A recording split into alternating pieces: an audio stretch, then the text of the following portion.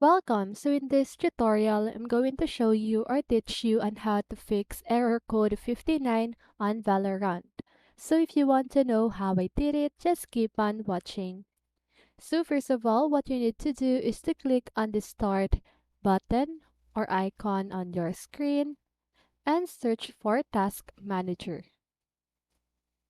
Okay? So here, when the Valorant is in this section, what you need to do is to just go ahead and right click on the Valorant. So for example, wait, let me just go ahead and find Valorant. So just go ahead and find the Valorant in this section and then right click on it and click on End Task. Okay? So once you've done that, what you need to do is to X on this Task Manager tab.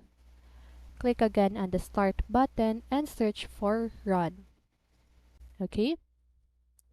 So here in this tab, what you need to do is to type services.msc, then click on OK. So here on the services tab, just go ahead and search for VGC. So I don't have the VGC right here.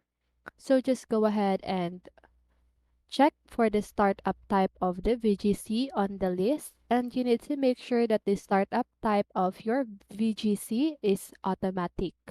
So if your VGC is on manual or it is not on automatic, what you need to do is to right click on VGC, click on properties.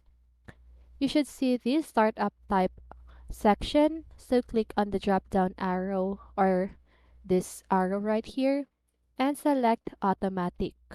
So once you've select automatic, just go ahead and click on apply, then OK. So after that, what you need to do is to just go ahead and restart your computer. And after you restarted your computer, just go ahead and launch the Valorant on your computer, and that should fix the error code 59. Okay? And that's it. I hope this video helped you, and if it did, make sure to like, subscribe, and hit the bell notifications so you won't miss a video. See you in the next one, and have a great day!